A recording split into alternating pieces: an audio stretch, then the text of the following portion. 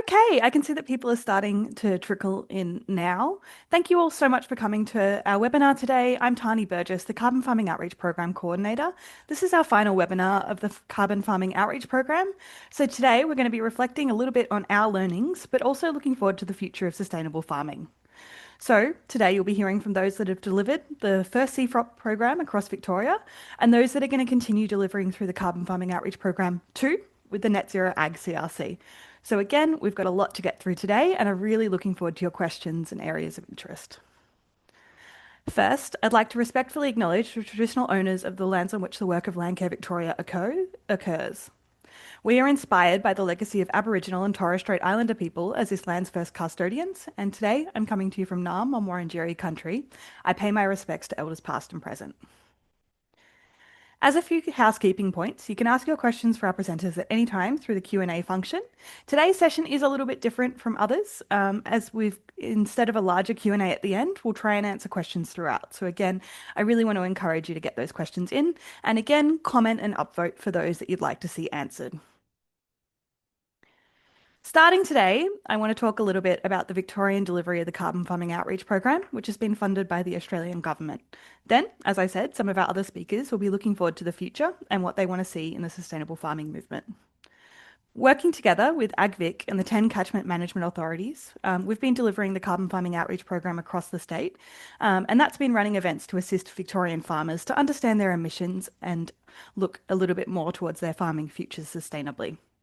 Originally, our program targets were to reach 2,700 participants, but I think we've exceeded that a little bit, as I'll talk about in a second. And I think that success has really come from the strength of the partnership between Landcare, AgVic, and the 10 catchment management authorities. Local landcare groups and CMAs have been able to advocate for the information needs of their communities and how they want to receive this information as well. This has combined with the expertise of AgVic staff to deliver events that answer the needs of local farmers and land carers and make sure that they leave knowing more than they began and feel a little bit more empowered in facing the future. Initially, we had concerns that carbon farming wasn't relevant for farmers who are dealing with the pressing on-farm priorities, especially as extreme weather events have continued to disrupt our delivery across the state and farming operations massively across the state. This VFF survey shows that climate change and emissions is pretty low down the list of priorities for farmers. So we quickly learned to pivot in our delivery to ensure we're emphasising the tangible benefits of carbon farming activities and their relevance to farmer priorities now. As of today, and as of this webinar now, I guess, we've engaged more than 6,500 Victorians. And I want to thank you all for your time. And because this is more than double the program target and speaks again to the power of a bottom-up approach where communities are able to advocate for the information they need. And I also want to highlight that these numbers have come from the hard work of all of our partner organisations as well. So CMAs, Landcare groups, experts, support staff in the CMAs, AgVic, Landcare. There's so much work that's gone on to make these events happen and to make sure that they were meaningful for those audiences. We've also had more than 130 workshops delivered across all corners of the state, as you can see here. These have been everything from workshops to farm walks, soil pits to podcasts and webinars. They've covered a range of different topics, and I think I'd spend a whole 90 minutes if I was to cover all of them. But that has managed to engage a really vast majority of our audiences. That has engaged a really wide range of audiences, with many of our attendees being farmers and the service providers that work with them. So we're really excited by this as well, as hopefully those service providers can continue to deliver information as farmers and land carers see a pressing need for on-farm emission accounting and as those messages come down supply chains. The other category here seems to primarily be environmental and local groups, especially land carers that maybe don't identify as farmers or professionals in the space, but are still curious and want to learn more. Those that have attended have increased their self-assessed knowledge by about 24%. And would recommend the events to others. We've also found that events that have been run in partnership with Landcare and other community organisations have reported higher learnings, event satisfaction and rates of action. Half of those that have filled out the evaluation have indicated that they plan to go on and take further action. For most people, this seems to be around understanding their on-farm emissions and increasing the carbon stored on their property. This has primarily been through plans to plant trees.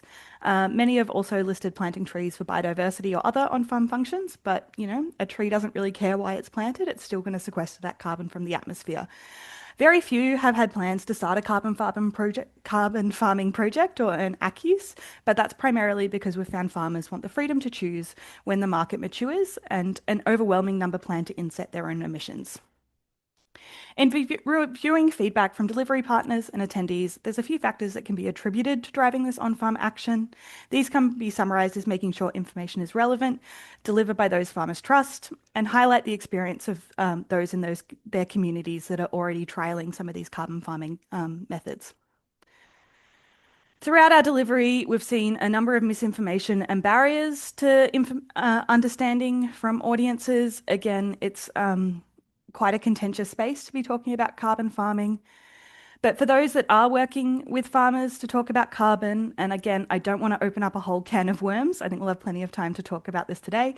But I just wanted to very quickly address these concerns and raise that most farmers are concerned about the sustainability of their farm and are facing pressures right now that don't make carbon farming a priority.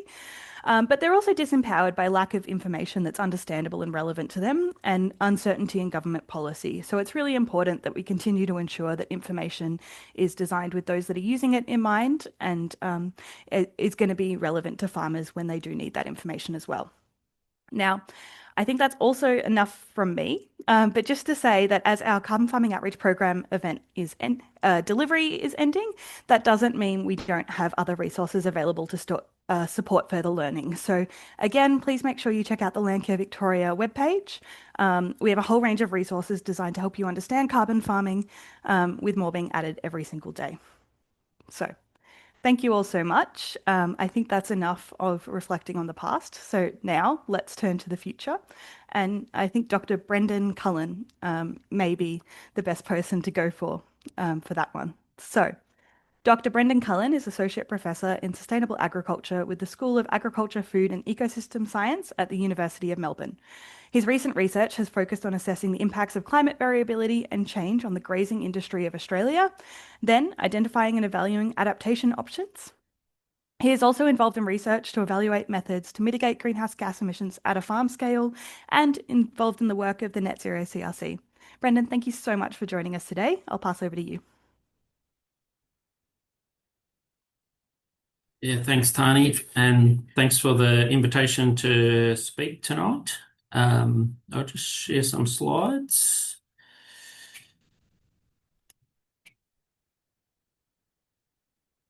Yeah, so hopefully that's looking pretty good. So I'm from the School of Agriculture, Food and Ecosystem Sciences, and a big focus of my work at the moment is in industry-funded and government-funded projects about understanding emissions on farms, and also about evaluating the new and emerging technologies which are coming in. So I guess many of you would have heard about, different feed additives and maybe different pasture species that can be implemented on farms, mostly in a future context. So what we've been doing is looking at these emerging technologies and seeing what potential is there on farms, taking into consideration some of the limitations that we have in any farm system. So we work in a case study farm situation. So I'm going to talk about climate adaptation and greenhouse gas emissions mitigation, and mainly in the livestock industry. So sheep and beef and dairy is where most of my work is, and where most of the emissions come from in Australian agriculture. So I think it's important to consider both the impact that the changing climate is having on agriculture, and also the impact that agriculture has on the environment. So agriculture produces emissions, which contributes to climate change, and climate change is impacting on the fundamental climate processes which drive the weather, which is important for our livestock production system. So Examples of that would be heat stress and heat waves, which we see particularly in the dairy industry, lower production and fertility, changing temperature and rainfall patterns, which is altering pasture growth patterns. We're seeing some of the traditional species that we've used not being persistent in drier and warmer environments. So people are looking at alternative forages to adapt their farm systems. We're seeing higher irrigation water demand, but lower water availability due to changing rainfall patterns. And in the future, we might see greater pests, diseases and weeds. So there's certainly impacts, and a lot of the farmers that I talk to, have certainly noticed impacts of the changing climate and changing in extreme weather events, and how that's impacted on their business. So I think when we're thinking about these issues, we need to think about both. We need to think about the adaptation side of this equation. So thinking about how our businesses might need to change in order to adapt to the changes in climate. And we also need to think about mitigation of greenhouse gas emissions. So reducing the greenhouse gas emissions that agriculture produces, so that we can reduce the impact of agriculture on the environment. And there are a number of drivers through the supply chain and government which is sort of pushing us in that direction. I'm not going to go through all the drivers of that today, but I think in the scientific community at least, there tends to be this differentiation. So sometimes we talk about adaptation, sometimes we talk about mitigation. I think increasingly we should be talking about things where we can get both benefits from the things that we do. So keeping both of those things in mind. With that in mind, this is just a schematic diagram we put together looking at the dairy industry in particular in Victoria and identifying, there are things that are going to give us adaptation benefits. And I mentioned things like heat tolerance, both in grasses and in animals, to be better adapted to warmer conditions. There's things which are going to reduce emissions, and you will have heard, I'm sure, information about different feed additives and diets which can be provided to reduce emissions. But there's also things in the middle here which can give us both adaptation benefits and mitigation benefits. So things like improving soil carbon can sequester carbon in the soil, but it also improves the water holding capacity of the soil. And that is a buffer under more variable rainfall conditions where we've got a bigger bank of soil moisture. It improves soil nutrient cycling and nitrogen mobilisation. So there's benefits from both reducing the impact of the emissions, but also setting us up better for a more variable climate. Trees on farms can sequester carbon, so take carbon out of the atmosphere, but also provide shade and shelter for livestock. So again, we're getting those multiple benefits. And we're also starting to think about different forage options, pasture options, great for grazing animals, which are more heat tolerant, so will grow more under warmer conditions, perhaps a bit more summer activity, but also contain plant secondary compounds which are able to reduce the emissions from livestock. So that's another example of these dual benefits. So in the rest of the talk, I'll highlight some of those options. As a case study, what I would like to do is talk about a case study that a PhD student, Sinika Munadasa, has done working with me and Richard Eckhart and a number of people in the university here, where she's gone out she's done several dairy farms actually, but I'll just talk about one example tonight. So looking at emerging technologies, things that are available now, but also things that we see will be available in the next 5 to 10 years, and looking at the emissions profile of the farm, but then forecasting forward to look at if we implemented these technologies on farm, how much mitigation can we achieve? So Seneca's submitted her PhD and she's just waiting on the examination result from that at the moment. So this farm was in West Gippsland. It was about 190 hectares where the milking herd were, plus 160 in the runoff block where primarily the young stock, the heifers, were grazed and grown, and also silage was made there.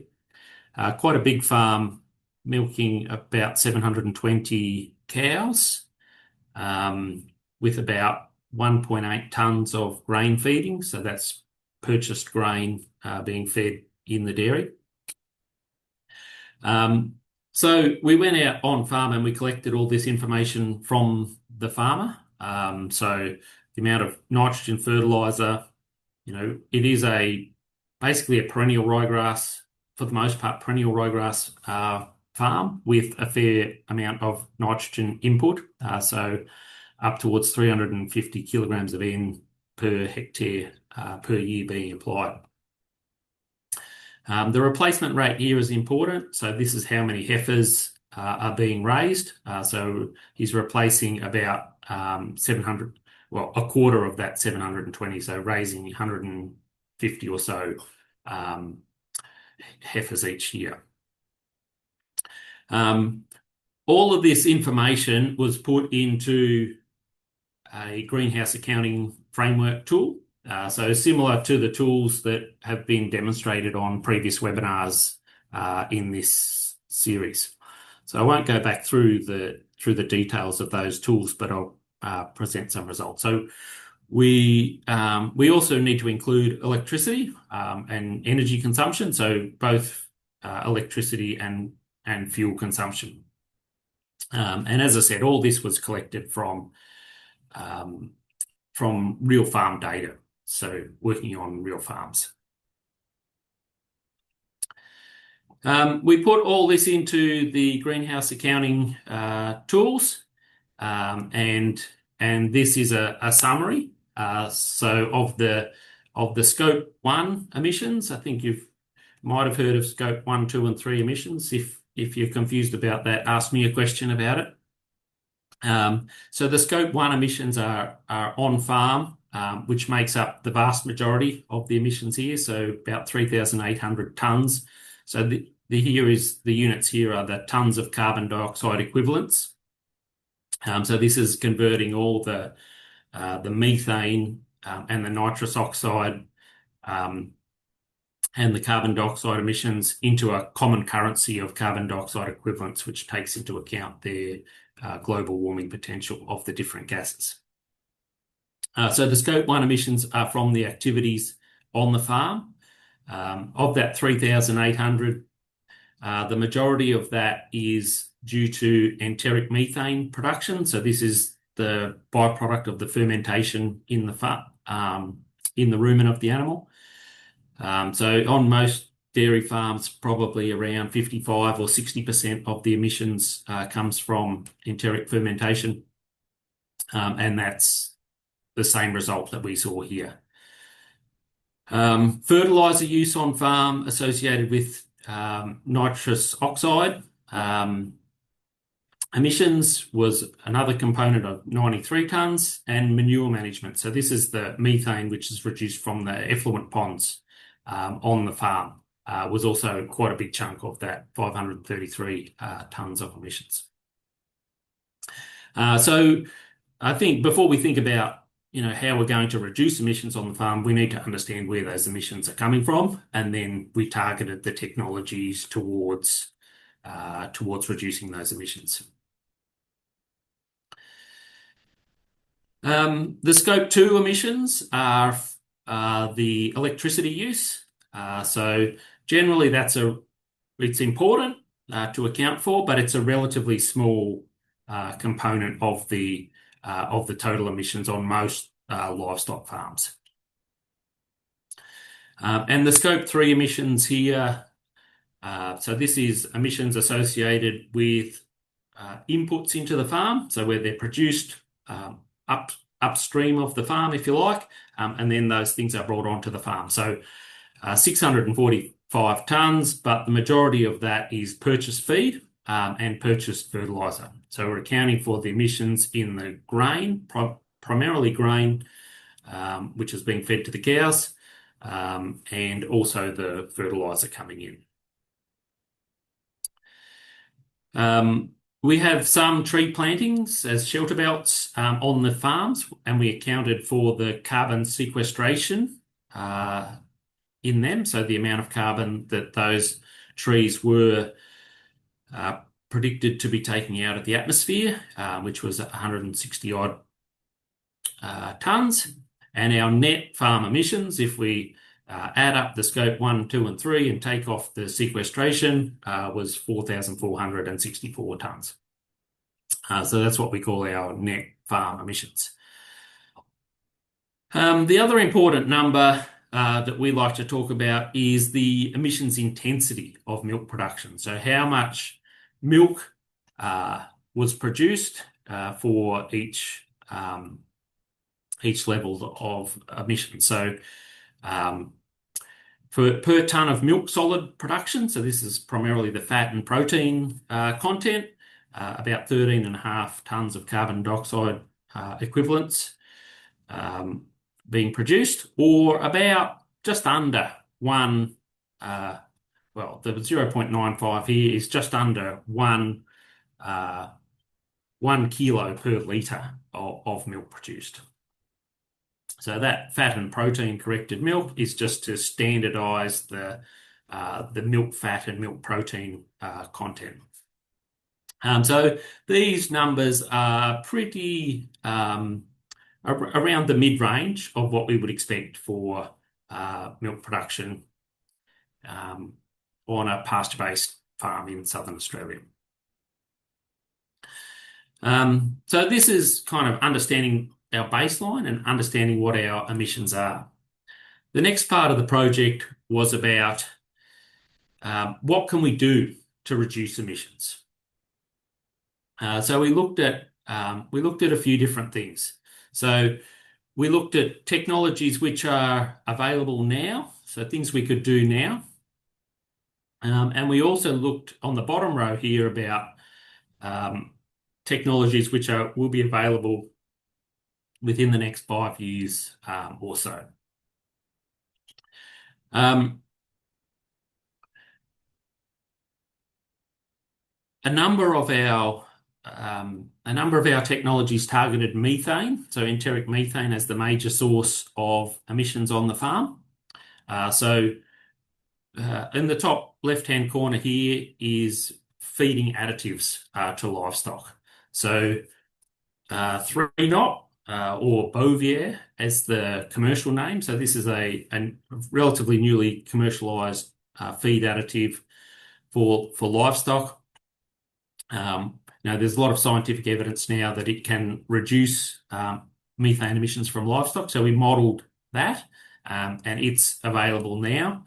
So it was implemented on the farm. So with the dairy cows, they're coming into the shed twice a day to be milked, and that feed additive was added to the grain that they're getting when they come in to be milked. So they're being fed that twice a day, in the morning and the afternoon, and then we modelled the impact of that on their methane emissions. High tannin white clover. So this is an example of a pasture technology where there are plant secondary compounds which have been shown to reduce methane emissions. So in this case, it's a tannin, condensed tannin. CT is the condensed tannin there, which has been shown to suppress methanogens in the rumen and reduce methane. So there are some companies working on developing this technology. We assumed here that it would be available in in about 2030 in Australia. But then we also assume that it's not going to be fully implemented in the farm in 1 year. So we have to take into account some of the pasture management. And it's maybe optimistic, but we assume that over a 10-year period, we would have that high tannin white clover renovated into the pastures to over a 10-year period. So we're taking into account some of the practical realities of the farm. And another important technology which is coming through the line and we're starting to see already is breeding animals for lower methane production. So selecting animals based on their methane output. So the scientific literature says we can achieve about 1% per year, up to a maximum of a 10% reduction in methane. But then we also know that would take time. Once we start breeding for that would take time for the genetics to work their way into the herd. So in the analysis that we've done here, we started breeding from 2028 or selecting cows 2028, and then that new genetics was gradually implemented into the herd.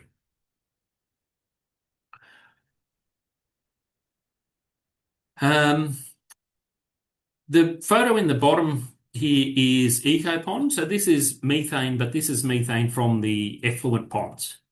So I don't know if people have heard of ecopond, but it's a technology which has been developed out of Lincoln University in New Zealand, where they are treating the water in the effluent ponds, treating it with polyferric sulfate and sulfuric acid. And what this does is it reduces the methanogen population in the effluent pond, and so we get less methane being produced and reducing the overall farm emissions. And it's shown to be very effective with upwards of 80 to 90% of those methane emissions being reduced by that technology. It's probably not quite commercial yet. And so, it's probably in the early stages of rollout in a farm type situation. And the other one we looked at was enhanced efficiency fertilizers, so reducing the nitrous oxide emissions from fertilizer use. So if you remember back when I described the farm, we did have nearly 350 kilos of nitrogen per hectare being put onto the farm. So with slow release fertilizer, we can use the nitrogen that's released more efficiently and reduce the methane emissions. So there's a whole lot of detail in how we modelled each one of these individual strategies, and then we looked at them not just individually, but as a combination of different options put together to say, what could we do on this farm business? And I'm going to jump straight to the overall results. So what I'm showing on the graph here, hopefully you can see my cursor. So what you can see is here, this is the year we started. So this is our net emissions of about 4,500 tonnes of carbon dioxide equivalent. So over here is the baseline farm, which I talked about a couple of slides ago. And here we're predicting forward if we start to implement these technologies. I don't think I talked about trees on the last slide. The other thing we did was integrate trees into the. I'll just go back. So the other thing we did was integrate tree planting for shade and shelter, but also for emissions. And probably 2 hectares a year is probably a bit ambitious. And we went up to 10% of the farm area. So it's probably a bit ambitious, but that's where we went. So what we can see here is our baseline. So this was our starting point, and then gradually we're looking out to 2060 here. So we're going sort of 30 years into the future.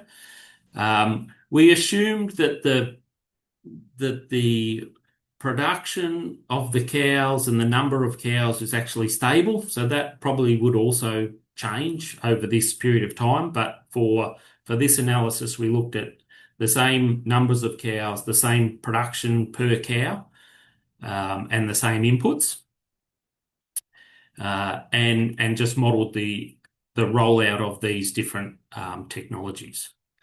Here we've got our total emissions and our net emissions. I'll jump down to the green in the negative values here. So this is our tree carbon sequestration. So we're planting trees, sequentially planting trees, and the amount of carbon we're storing is increasing up to about 2045 or somewhere around here. So as we plant more trees and as those trees grow, it's taking more carbon out of the atmosphere, but the tree growth rate slows over time. So as we look into the next sort of 20 years after that peak, we see the amount of carbon as we've finished planting and those trees are maturing, the amount of carbon sequestered is declining. So tree carbon is a great way to reduce the emissions, but it does have its limits in terms of the timeliness and the way those trees grow.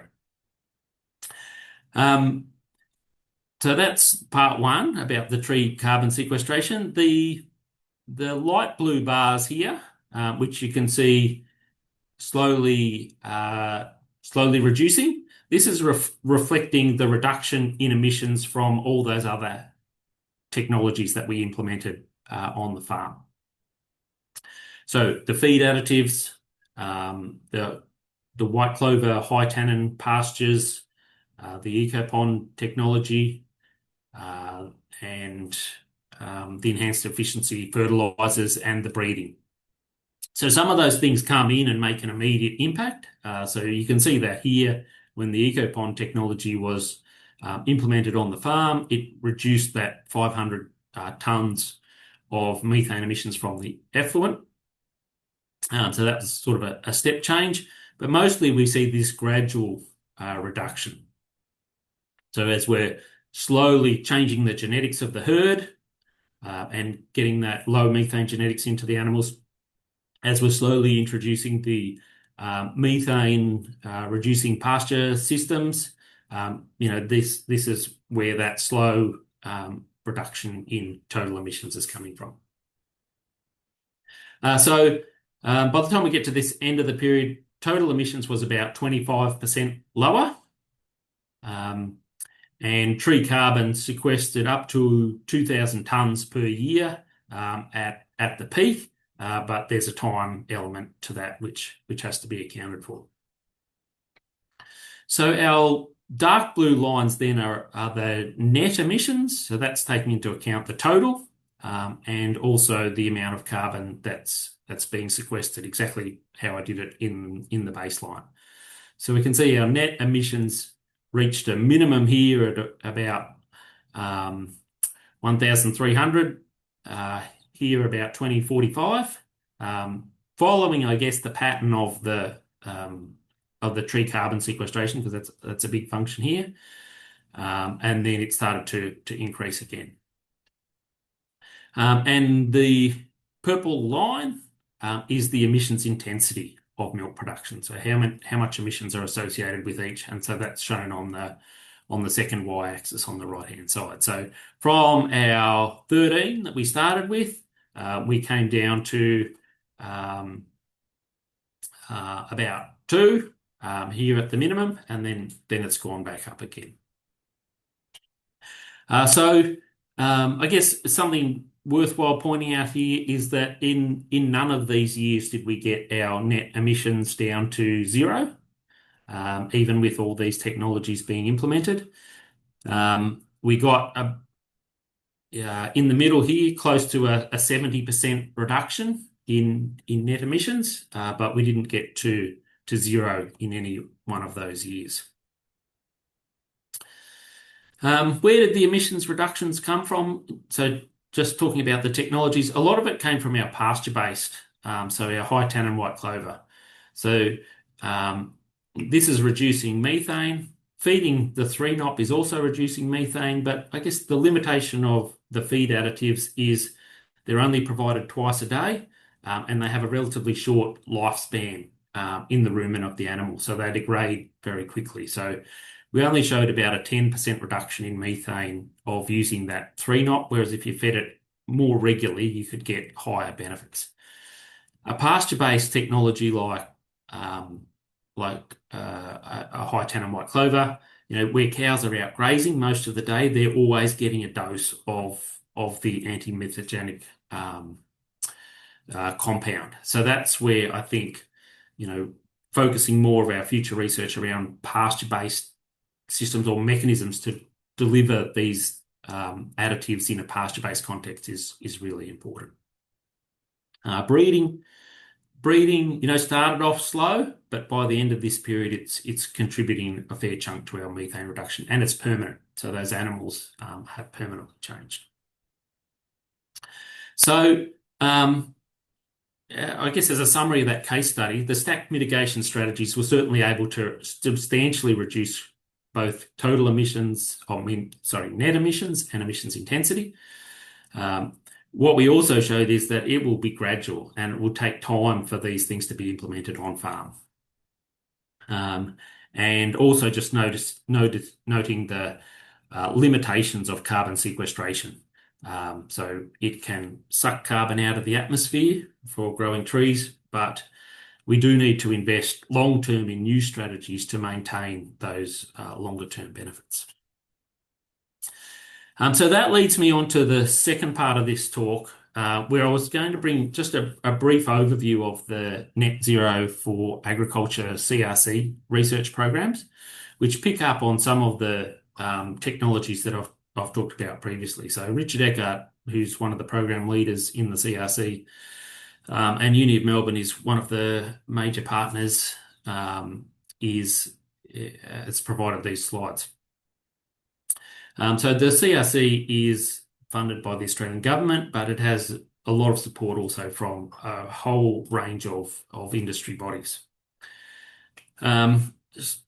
So investment priorities, reducing emissions from livestock, reducing nitrous oxide emissions from fertiliser use, so really important in the cropping industries because that's a big part of their emissions. Providing standardised and trusted measurement tools, so the carbon accounting tools, making sure they're aligned with international protocols and whatever reporting we need to do into the future. Providing research infrastructure to support research, so measuring methane emissions in green feeds and measuring carbon exchange using flux towers. This is starting to roll out through the CRC. And producing science-backed and trusted solutions for Australian farms. So there's a number of different programs. So low emissions for plant-based solutions. So this is looking at new species, so a bit like the high tannin white clover work that I've mentioned that we focused on. So looking at new species which are going to reduce our emissions profile through reducing enteric methane. New low emissions fertilisers, so nitrogen fertilisers, looking at the role of cover crops and tree plantings, and new legume varieties, which can achieve multiple benefits. So there's a nice example of a project from the low emissions program. It's not one that I'm involved in, but they ran a seminar last week. So Kevin Smith at Hamilton is leading this multi-mix project, but it highlights the use of mixed species pastures, in particular integrating here forage herbs, plantain and chicory, which we know pretty well in Australia, but also some ones we don't know, yarrow and burnet. So they're measuring methane production from animals grazing these different pastures, and there's a scientific basis for doing these measurements because they've been shown to reduce methane emissions. But I guess what I wanted to highlight about this is our new pasture technologies don't just want to be low methane; they also still have to be productive. So they've still got to be able to, have improved land productivity while reducing methane. And so we don't just want to focus on methane. We still need productive, profitable farm systems, but we also want them to be low methane. And so that multi-mix project is a good example. We're also focused on some of the science around low methane. So developing new methods to measure methane or their proxy, because it's really hard to measure on farm. And if we want to prove that we're reducing methane, at some stage we'll need to measure. Developing the breeding indices and the breeding values to be able to enable the selection.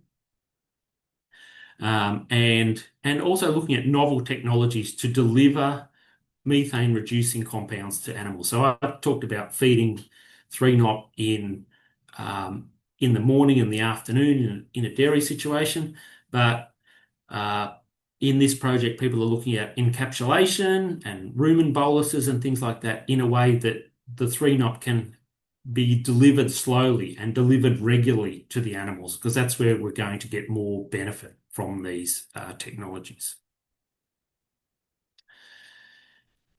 The program 3 is where I'm more involved. So this is the whole farm and mixed enterprise, the systems analysis. So the kind of work we're doing here in life cycle assessments and demonstration case studies, same sort of approach that I talked about with the dairy farm.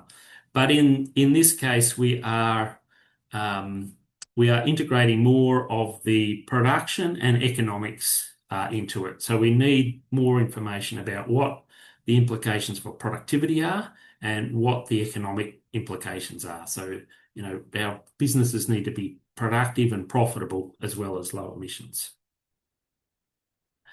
And the last program in this is around delivering value, looking at the circular economy, looking at renewable energy into our ag systems. One of the big focuses of a CRC, a cooperative research centre, is training. So training new PhD students, training into universities and other places as well. So an exciting part of the CRC and where I'm engaged at the moment is looking at producer demonstration sites. So setting up farms around the country in different production systems where these technologies will be rolled out, or some of these technologies will be rolled out in a scaled up, commercial scale. So these farms are coming in and being contracted, and we're working through my program in the CRC to go out and do the initial emissions baselines for them and do some initial modelling around carbon reduction potential. So there's a list of them there around the country, but more of them will be coming in over the life of the life of the CRC, which is 10 years. And we're just into the start of year 2 now. So a couple of slides just to wrap up. So the potential for emissions reduction, it'll differ by different industries. I've talked about dairy here, but pigs and poultry, where there's manure management and green energy, we're not dealing with methane in this with them, much higher potential. Higher potential in perennial horticulture and wine, where we can look at renewable energy, different nitrogen rates and different nitrogen forms on farms. Crop grains, again, nitrogen's a big focus there, so nitrogen inhibitors, getting the nitrogen rates right. Dairy I've talked about, I've estimated 50% here. didn't quite get to 50% in our analysis, but with different merging technologies, perhaps we can.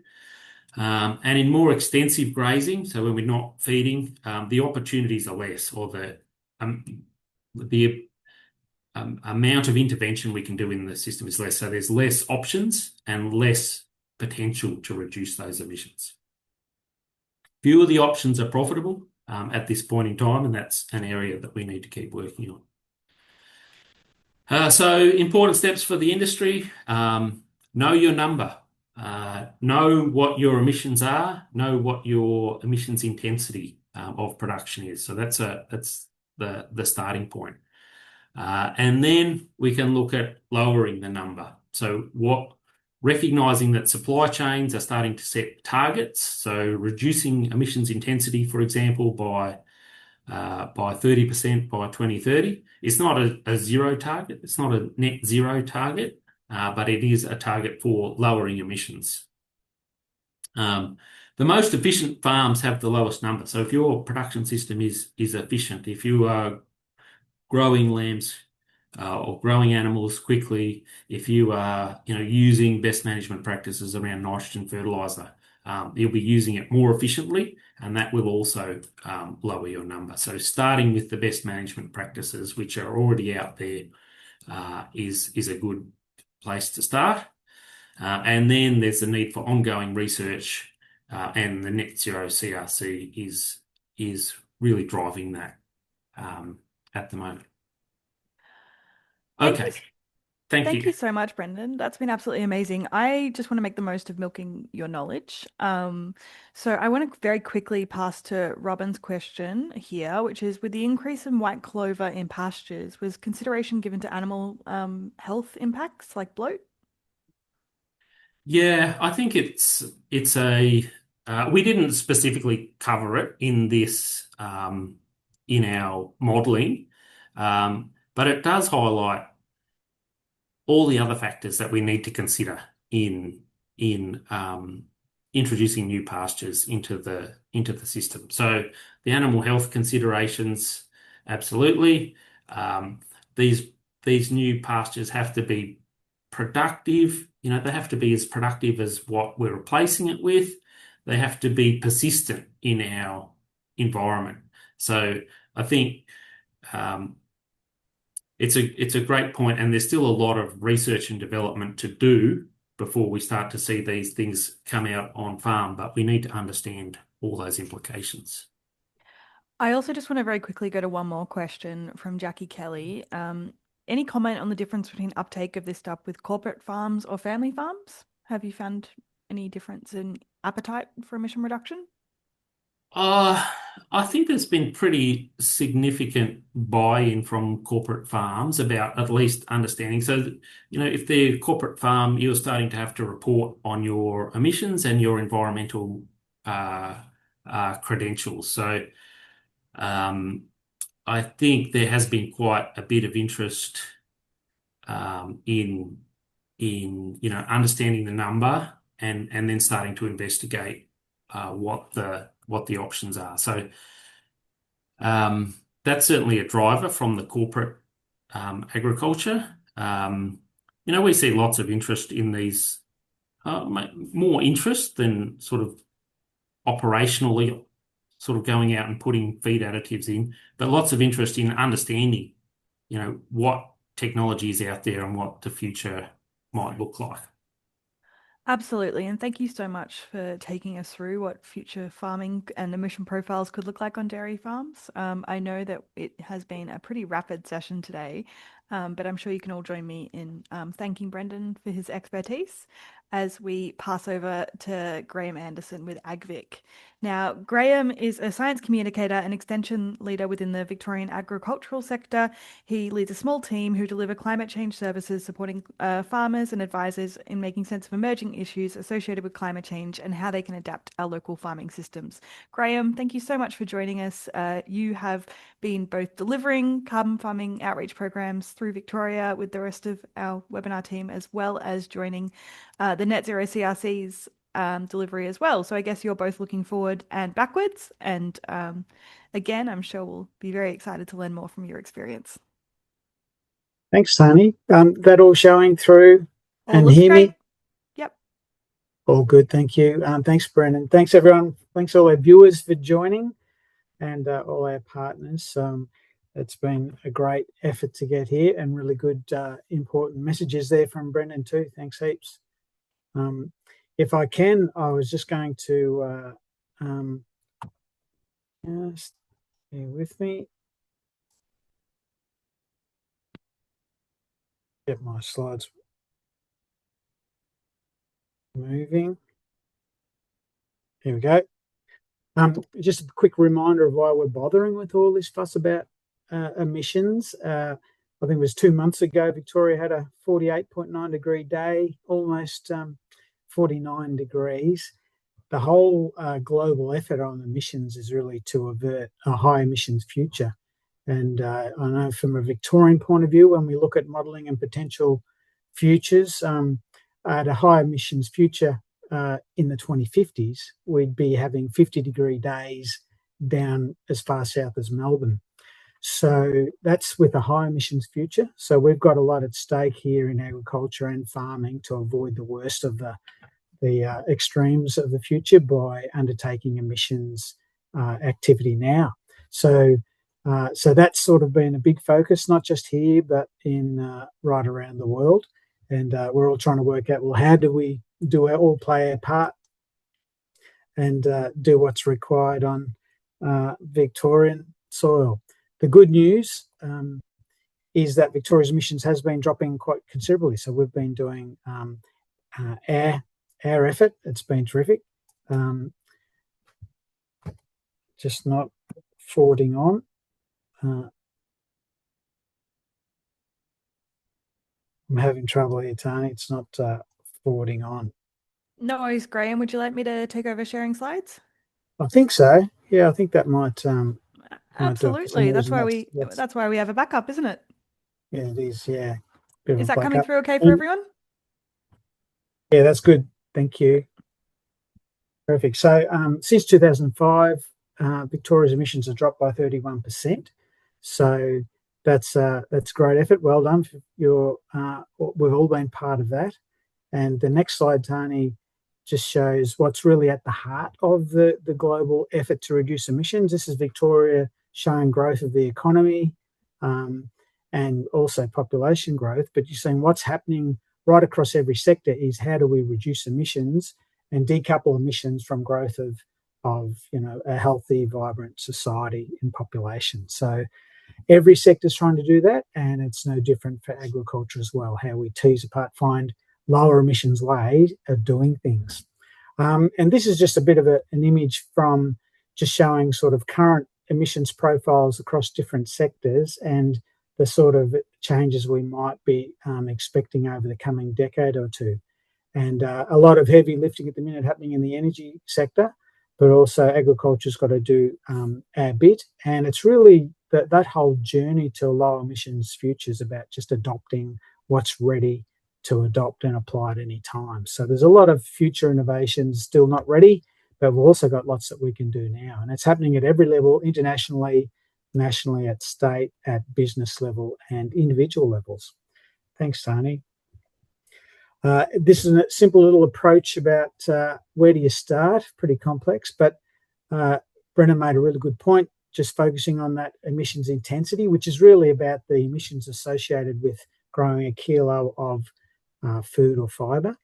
And knowing your numbers is a great way to start that and see how you compare. And across all of our industries, we can see there's quite a range of production efficiencies. So working out those that are producing food with half the emissions, how are they doing it? How can we use more of that so that in 10 years' time, the industry is dominated by those sort of approaches? So reducing emissions intensity is really critical.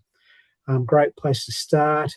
On top of that, as we get opportunities, is reducing total emissions, absolute emissions, looking after existing carbon stocks. And it's really interesting in agriculture, we've got land, soils, trees, vegetation that will also be impacted as the climate warms. So making sure we protect what's there, and then we can add to it as well with all of our new plantings, and then offset the rest. So So that's sort of a good sort of overview and approach.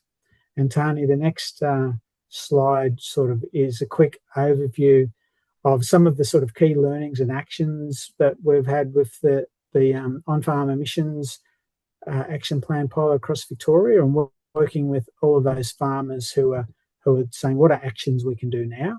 And if you click that again, Tony, it'll pop up different actions that lots of farmers are already doing to actually improve efficiency of their farm. Starting on the left there with around understanding what are the upstream purchases that are coming to the farm. So maximising what we can grow ourselves on farm, asking suppliers for the number. There are different products out there where sometimes you can buy something, the same product, but if it's from a different destination, you can halve the emissions of Scope 3 coming in. Livestock, all around emissions, as Brendan mentioned, there's herd improvement efficiencies, better genetics. It's always coming through, always aiming for quicker turn-off, getting rid of the less productive stuff, and feed additives and other things that are coming. Manure is a really important one. Also, as Brendan mentioned, that effluent systems, there's so much that can be done there around improving how they perform and reducing emissions as well. The whole nitrous oxide side of things, the 4 R's of being, the right product, place, time, really important, and also a lot of coated products and other things there, and also just using good balanced pastures which provide nitrogen for free. Pretty good system. Nature's got it there.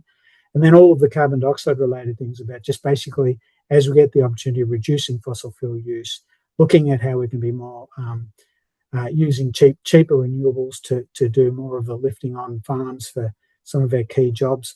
And one thing that farms have that most businesses don't have is we've got land we can actually use to actively sequester through our landcare plantings and trees and agroforestry and everything else. So that's a real asset we've got. So more of that, please, Tony. So next slide was just really got to do a really big thank you to, of course, our sponsors. The Carbon Farming Outreach Program has been supported and funded by the Australian government. So there's been projects happening right across the country, and we were very fortunate that Victoria got an opportunity in that program, and that's why we're all here now. And it's been amazing to see how this project's really delivered. The Carbon Farming Outreach Programs to support farmers and land managers, including First Nations land managers, to manage emissions and participate in carbon storage. So there's funding there that's continuing for a few years, and it's supporting the agriculture and land sector plan. So if you haven't seen that, hop on the Australian government's website there. Department of Agriculture's got an agriculture and land sector plan with some really good forward-looking outlook on what's required for us over the coming decades. And the next slide, Tony, I think was showing just some of the carbon farming outreach activities. So we posted there before, I think, Sarah, the CRC. There's some trainer workshops that will be happening with the program across the country in the coming couple of years, and that's open to advisors and staff and those who are working with farmers to get involved in that program for further training. There's also the existing training resources which have been really added to a lot, an online training package with the Knowledge Hub, and also some specific First Nations resources that have been provided by the Australian government there too. So that's all been fantastic. But terrific to our sponsors, and I guess why we're all here, it's just really worth celebrating, Tony, all of the participants, so all the farmers, the advisors, the land carers who've participated in all of those events in the Victorian Carbon Farming Outreach Project. Huge effort to the 10 CMAs who have played such a crucial role in helping pull all of that together, and all of our Landcare Victoria and facilitators who have all been, organising groups and getting people together to talk about this topic. And it is right in the heart of land care issues, and it's a tricky, sometimes complex topic about these gases that escape from our farming and landscape systems, and how we can also do more of the good stuff here. But it's just brilliant to look at that and to see how many people have attended, So really thank everybody for their effort. It's really rewarding to see people's knowledge that's grown from before those workshops and after, and also, satisfaction rates that are approaching 9 out of 10. That's awesome. That's really reflects the work that people have done to make sure the speakers and what they're talking about is relevant to the farmer. So congrats everyone, well done. It's been a great effort, and hopefully we'll put to good use. Just saying, just some Agriculture Victoria products just to keep an eye out. We're just updating this in the next few days, but there's an updated version of the Making Sense of Carbon and Emissions booklet on farm. And it runs through as a bit of a checklist of things that farmers can look at to see, am I doing this? Am I doing that? Could I be doing more of this? So that one's coming. And the next slide, I think we've also got based on all of the on-farm emissions action plans, is a process of knowing your number, understanding your number, but also then working through what actions are relevant for my specific farm. So basically that process has been put into a little workbook, an emissions planning for livestock producers. So if anyone's interested in that stuff, get in touch. We can give you copies of that. It's really useful to help step through the process that's required. And in the next slide, I think we've got case studies, on-farm case studies. There's a range of farmers that are just sharing their story about how they're getting their heads around it. When they've got their numbers, what are they doing, and putting it all into perspective, and just, doing good stuff as it makes sense to make the farm more efficient. And I think getting close to my last slide, I think, Tony, which is really thank you to everybody that's been involved. We've got a fair journey ahead of us, but actually let's have a bit of fun along the way. It's all about making agriculture and land care better. The important thing about emissions and climate change, decisions are already being made across investment, processing, export, import and retail markets. So I know some people say, oh, don't worry about it. Well, others are worrying about it. And given we're such big exporters and we grow a lot of food, we've got to get our heads around this. So well done for those of you. And sometimes you've got to be in the right mindset for this. So it's really important. Those that are leading and being involved in this and have been involved in this program to this date can play a really good role about thinking about it. How do we have more solutions so that others can come on board and makes it easier for others to get involved. It's really the challenge of just providing lower emissions food and fibre. There is a lot of data and tools there that are around, but the main thing for farming is just adopt solutions when they make sense to do so on your farm. So it's not about being carbon neutral overnight, even though some farms are approaching that. It's just about efficient, saving money, healthier farms. Landcare farms look awesome. So just get on and do a lot of that stuff that quite a few landcarers are saying, well, this is pretty well common sense stuff, isn't it? So, well, let's just get better at doing more of the good stuff. Clean, green, efficient producers. The world's after more of it. Victoria's farmers do an awesome job. And there's plenty of innovation, as Brendan sort of showed with the CSC and others, a lot of innovation and work happening for how do we get these solutions, work on the things that once they're proven, then it's up to farmers, just adopt it when it makes sense in your system to do so. And first of all, don't team up. Don't try and solve this alone. Team up with others. Everyone's got to play their part. It's not the job of farmers to solve this. It's actually all hands on deck. And the best way to do it is stay tuned to your industry network, your farm group. Landcare is awesome with the groups and the approaches, so that we're all going to bumble through this together, and bit by bit we'll do the things that make sense. So thanks everybody. Back to you, Tony. Graham, thank you so much. I just want to echo the importance and value of some of those resources that Graham referenced. I know the on-farm emission case studies are really cool. You may see a familiar name with Stewart Farm included for their Yang Yang Gert West property, which is Christie's farm, who will be speaking a little bit later. Again, I just want to remind everyone to get your questions in the chat and just summarize a comment here about the Net Zero Ag CRC and the importance of making sure profitability and productivity is at the center of ongoing research as well, and that just to say that this anonymous participant feels that too much is happening at a high level and not enough is at the grassroots, thinking about family farms. So if you are interested in learning more, those on-farm emission action pilot case studies and resources are a really, really valuable resource. But again, if you have any more questions for Graham, hopefully you'll get a chance to ask them at the end. At the moment, I want to pass over to Luke. Luke, I'll just let you start sharing whenever you're ready. Luke is acting CEO with Wimmera CMA. He's had extensive experience implementing environmental projects and has acted as the CMA lead for the Carbon Farming Outreach Program. Luke, thank you so much for joining us today to share a little bit about your experience. Thank you very much, Tony. I'm assuming you can all see my screen now. Looks great. Beautiful. Yeah, thank you very much to the previous presenters, both Graham and Brendan, some really insightful information there. So as Tony mentioned, my role from a statewide capacity was managing the delivery on behalf of the CMAs. Really just wanted to share today was some of the key learnings that we did through running that, some of the challenges, but also really focused on the outcomes and what are the next steps in this space for us.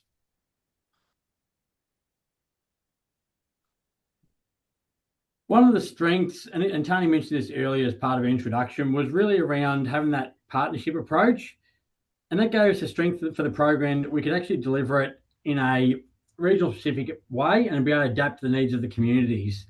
Understanding that statewide we have very different needs, both from a community, agricultural, and just where they're at in this journey ultimately. It also allowed us to then be able to pivot the delivery methods to meet the needs of our communities. And that included some webinars, change in delivery methods. We also, one of the key strengths was building on those existing relationships. So that was really around working with our farming groups, and that was essential to make sure that those partnerships are going to continue on long after the delivery of this particular session. Just building on also, what we found was it was really important to link the workshops to productive outcomes and just keep the relevant information. Feedback from our partners was really, and particularly our participants, was the engagement was the strongest when carbon emissions information is kept relevant to real-world farming decisions. And it's critical to keep the information concise, practical, and integrated with broader farm management decisions. So that probably just leads on to the chat comment there around making sure that this is really set up for landholders at the grassroots, but also right through to those early adopters. And that was one of the learnings I think we find is we've got to make sure that we keep the sessions very constructive, but also making sure they're practical for those, not just the early adopters, but for the broad audience and all landholders across the regions.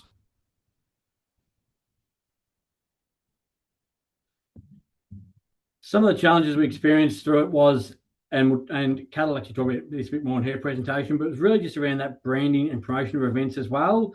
And that leads back to my earlier conversation around making sure that we can keep it tied in with that real world farming decisions and not just carbon focused. We found that probably landholders, if they promoted it just purely around this is all about carbon and emission, were turned off by that and saw it as almost a bit of a scary proposition for them ultimately. But really what we also found was, and I've seen this messaging used quite a bit around it, the carbon farming is just the start of landholders considering farm sustainability. What we found was it's actually reassuring to a lot of our farming community that a lot of the stuff they're already practicing is low emissions farming.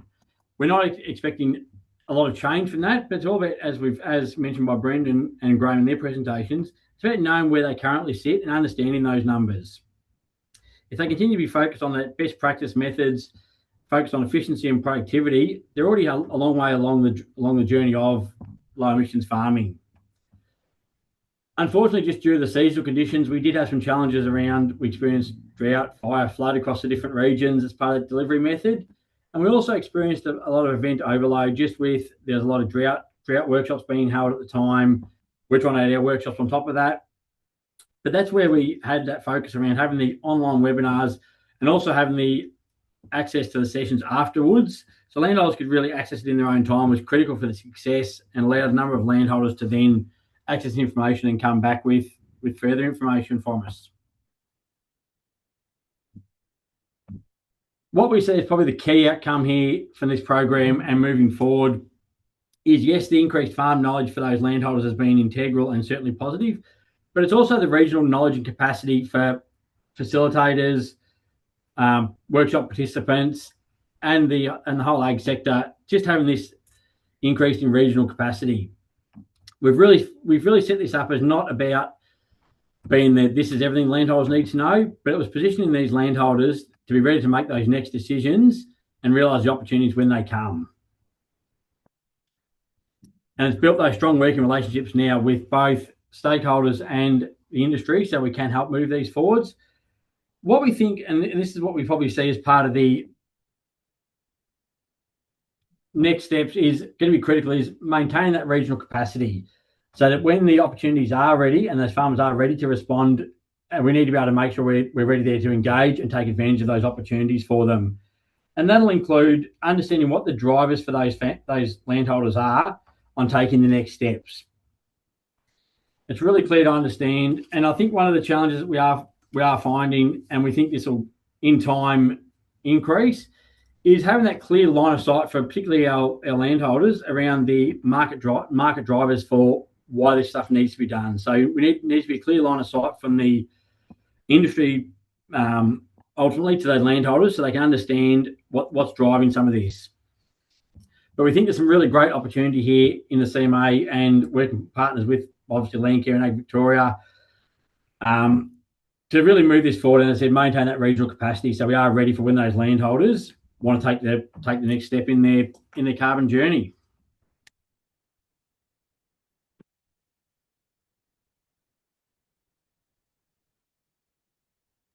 Thanks, Tani. Awesome. Thank you so much, Luke. That was such a great overview. I want to just very quickly pass over to Katrina Rast. Kat's been a geophysicist working in sustainable ag who's been coordinating the CFOP project for North Central CMA. She's worked there for 4 years and has experience in everything from geothermal energy with dry hot rocks to salinity to groundwater management to now plants. Kat, I'll pass over to you. Great, thanks, Tani. Yeah, sort of just following on from Luke's overview, I was more on ground and talking to farmers, so I think a nice little complementary discussion there. I don't have slides, sorry, so you have to look at me. Yeah, so the start of our program was a little bit of a rough start. There was a bit of hostility towards anything that involved the word carbon. But we're really lucky that our NHT project was kind of kicking off at the same time, and we were getting a lot of feedback from farmers prior to actually launching our events. So that's why we had a bit of a delayed start on it, but it really paid off. And as Brendan was saying earlier, know your number seems to be the tone that everyone's taking, and we actually called all our events Know Your Number, Control Your Future. So instead of focusing on net zero and focusing on a policy down approach, we were sort of trying to go, okay, what is something that's relevant to farmers? And it's basically productivity. So how can we relate the carbon stuff back to productivity? And so we had Cam Nicholson and Cassandra Schaaf delivering amazing workshops talking about how they can just improve things on their farm. And as an added bonus, they're reducing emissions. And yeah, really focused on trying to get people to understand their numbers and just get a handle on what it means for the future going forward. And I think, yeah, the messaging that we took worked really well. We had the farmers that came were really enthusiastic. They came in a bit confused at the start, but by the end, we were getting 9s and 10s feedback on the feedback sheet. So obviously that was something that was relevant to them. We didn't get a huge amount of attendees at some of our events, but we did get a lot of people post-event contacting us and saying, well, how can we come to another one? We want to learn more. So we actually got the idea to run some podcasts. So we got both Cam and Cassie to record their presentations through a podcast series called Digging Deeper. And yeah, we've had excellent uptake of that. So we've had, I don't know the exact numbers, it's been a few months since we've checked, but it was in the 400s for our local area. So they were unique listens just from our region, and we were in the thousands for a broader scope. So there's been a lot of people getting onto those podcasts. Yeah, and as far as uptake goes, like it has been mixed. A lot of people are sort of just getting their heads around it. A lot of people are really focusing on the soil health side, not necessarily increasing carbon, because in a dry land setting, obviously, it's quite hard to increase carbon levels, but just maintaining carbon and improving farm efficiencies. And one of our Landcare groups, Marag, which is around Dalesford area, they're actually trialling biochar, and as a group are producing their own biochar and doing proper fractionated carbon soil testing so that they can see how it improves over the years to come. So we are seeing some on-ground change, and we are seeing continued interest in this space. So yeah, it's been a great feedback from the groups, and so far I think quite a successful run. I'd definitely say a successful run. Thank you so much, Katrina. And I've just popped that podcast link in the chat for anyone who might want to give that one a listen. Please make sure you add your questions for Luke and Kat in the Q&A function, but I'm going to very, very quickly pass over to our final speaker, Christy Stewart, who's again been working to deliver the Carbon Farming Outreach Program with the Corangamite CMA and the Upper Barwon Landcare Group. Christy is a fifth-generation farmer, currently working in ag extension and education as a Landcare Project Officer and Sustainable Tables Industry Development Manager. She's part of a team co-managing her family farm at Yang Yang Gert West. Again, if you'd like to know more about the emissions profile, you can find that on the AgVic website. And then at that farm, she runs educational tours on ag, agroforestry, and landscape connection. Christy, thank you so much for giving us your time tonight. Hey, Tani, thanks everyone for coming, and thanks for inviting me to present. Is that sharing okay there? Can you see the presentation slides? Yep, that all looks great. Great. So I'm just going to quickly chat about some learnings from our region through the CFOP and just through our experience on ground working with farmers. I think for us, we heard loud and clear, and we've been hearing it throughout the webinar as well, that we don't just need carbon-rich farming systems, but we need resilient farming landscapes. And so what we're really interested in is how do we support farmers to achieve that? What we've also learned is that awareness doesn't equal adoption. So just because we're running webinars or running workshops, it doesn't mean that we're actually going to get that adoption on the ground with farmers. And so what we're really interested in is how do we actually support that on-ground adoption? And our proposition is that whilst farmers are engaged, what we're consistently hearing is that they want to really understand what they do for the context of their farm. So what will work on their farm specifically, what can they do next, and who can they trust for the information of how they move forward. So yeah, how do we support them to implement the changes on farm that we want to be seeing? So really building up that local context, so having advice and knowledge building tailored to their land, to their system, to their season, having trusted long-term relationships with people within their region that can support them with those transitions and that knowledge, and also having peer groups on ground. So what we've also learned is we ran a pilot training last year through the CFOP program, where we really did a tailored initiative where we supported farmers to go out, set up long-term data transects, take soil tests, take soil biology tests, take leaf tissue tests, learn about visual soil assessments and landscape observations to really help them to monitor and identify and pinpoint where the limitations are in their system and where things aren't running as well as they could be. Maybe the systems aren't as healthy as they could be. And what we learned through that was that they really engaged with that because it was practical, it was measurable, and it was really relevant to their own systems. So we had a few different tools we used, one which was the Roots dashboard, which if anyone's interested to learn more about that, they can contact me via email. But we found that there was a lot of engagement in that. But also they need further support. So even though that was a lot of information and a lot of on-ground support, having advisors there to help them translate the tests and understand what's happening in their system, they still wanted that longer-term support ongoing. And this is just a quick overview of some of the diagnostic frameworks that we were using to support farmers to understand the complexity in their system.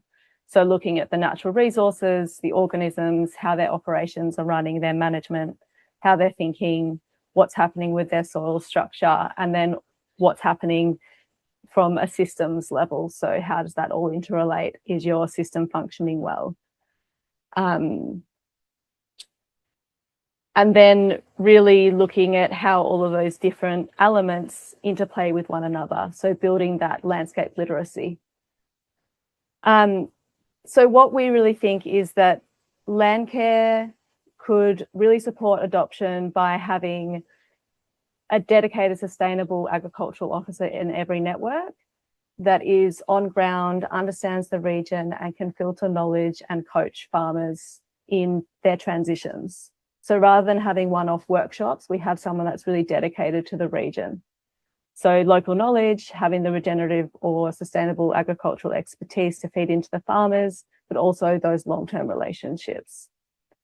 I've just got a little bit more detail on that here. So first thing would be that we're not just educating, but we're also coaching farmers. So really supporting them in applying the knowledge that they're learning at workshops or seminars or those sorts of places. Really supporting that on-farm decision-making where it's required or where it's asked for. Support with interpreting things like soil results and different data and analysis tools that are bringing in information for farmers. And then that guidance for long-term transitions where you're walking alongside a farmer for multiple seasons. It's not just a one-off workshops or presentations. We think that Landcare is really uniquely positioned to do something like this. You know, we have trust with farmers that's been built over decades. There's a deep local and landscape knowledge in Landcare. We have strong networks. We've got proven delivery experience. We're already in the paddock and really we just need to deepen that support. If we want resilient farming systems, we must invest in the people who support the farmers, not just the programs. So that's my very high level, quick presentation, Tani. So left some space for some questions if there's any or further conversation. Absolutely. Thank you so much, Christine. I think it's such an important message to remember that, you know, we have a whole network of people in the CMAs and Landcare that are there to support farmers, not just through the CFOP program, but moving forward, even through funding from the National Heritage Trust, funding from all of these different sources. But what doesn't change is that they're providing really incredible support for farmers in the decisions they're making now.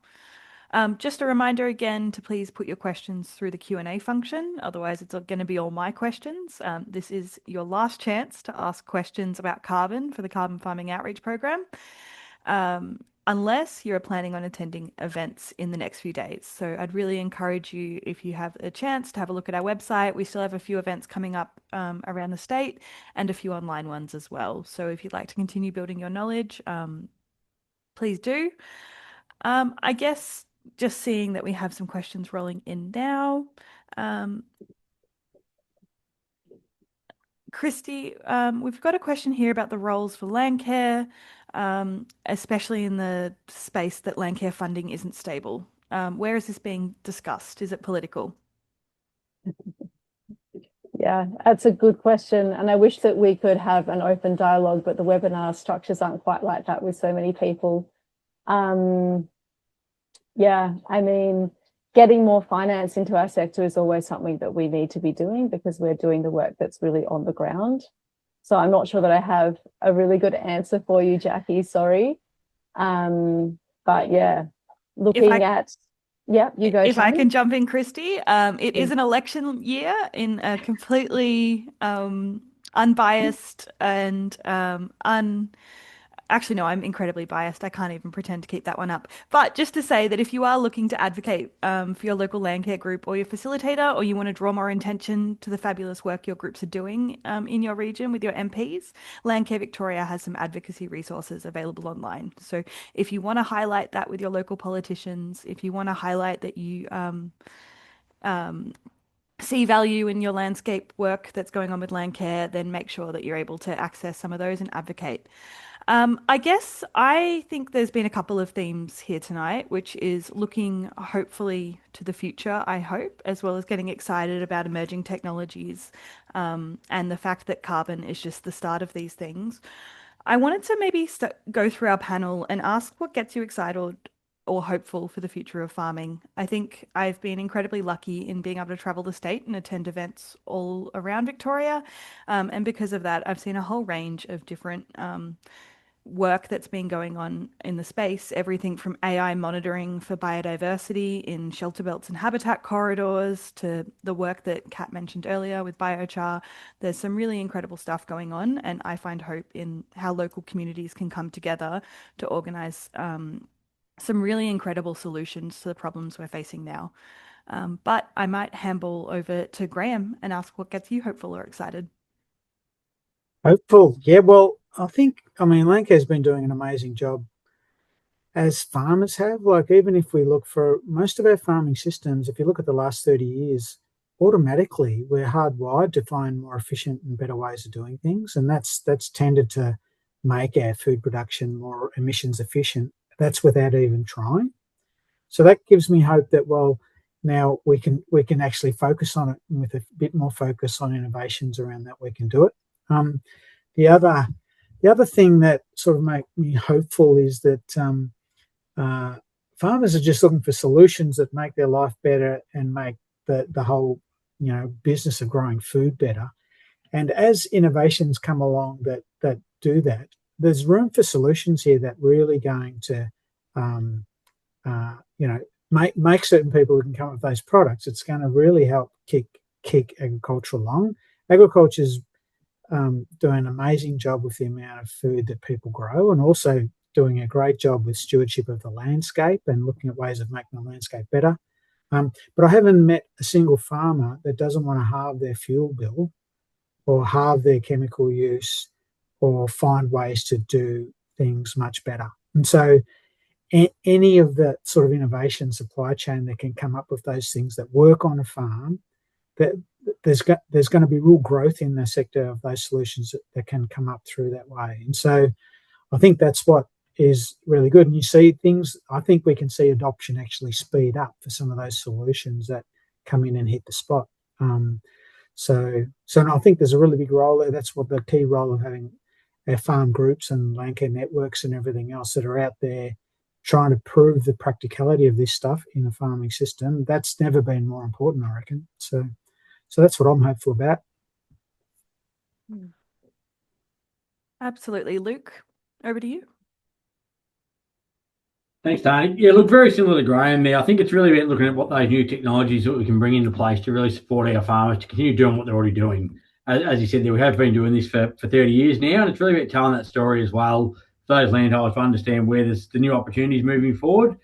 But also just building on Christy's point, it's really about maintaining, as I mentioned through my slides, maintain that regional capacity so we can continue to support our landholders, whether that be through the CMAs, Landcare, the AgVic, and continuing to build on these partnership models where we can bring all the players into the room, really to show the strength of the delivery model we've used. Absolutely. Katrina? I think something that gives me hope is the amount of farmers that you talk to now that get excited about soil and not just a productivity side. They want to know what's in it, what's changing.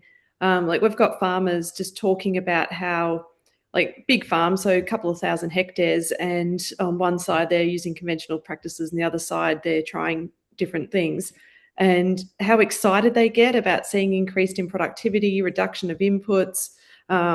Like their excitement, I think, is what's going to carry us into the future. It's not something that they're just like, nah, who cares? This isn't relevant. Like, yeah, they're the ones that have to drive the change, and you're seeing that uptake. Absolutely. Christy, any final words? Yeah, I was just going to say that, like, we're in our region, we're really seeing a lot of farmers that want to do those shifts, and Katrina, it's similar for us. And one of the big projects that we've got now, which is a lead on from the CFOP, is that we're bringing in a mentoring program to train up people within each of the 4 Landcare regions surrounding us to be more educated in how they support farmers with these types of transitions. And so, you know, there is, Jackie, to your point, there is interest and funding coming into the sector around how we adapt and mitigate. So I think that it is an opportunity for Landcare to really put forward proposals of how we can take up the mantle, I guess, and help to really get these things shifting on ground with farmers. So yeah, I see it as a way that we can get that finance and stability that we need in Landcare by saying that we can really help to deliver this stuff that there's such a huge focus on at the moment for the industry. Absolutely, Christy. And I know we've had a community of practice running for our Landcare facilitators through the Carbon Farming Outreach Program, and the knowledge and questions that have been shared through that have really demonstrated the invaluable expertise of Landcare. And again, these facilitators understand their communities, as do the CMAs, as do AgVic support staff, because altogether we have delivered a really wonderful program. But, this is just the wrap up of one program, the Carbon Farming Outreach Program, and carbon is just the start of thinking about sustainability. I know that the CMAs, AgVic, Landcare Victoria, we're all going to continue to deliver the information that farmers need and hopefully continue to support the transition to more sustainable farming. I think you can all join me in thanking our panelists for tonight, but I also just want to note again that the Carbon Farming Outreach Program has been the hard work of support staff at AgVic, at all 10 of the CMAs, at Landcare groups all across the state.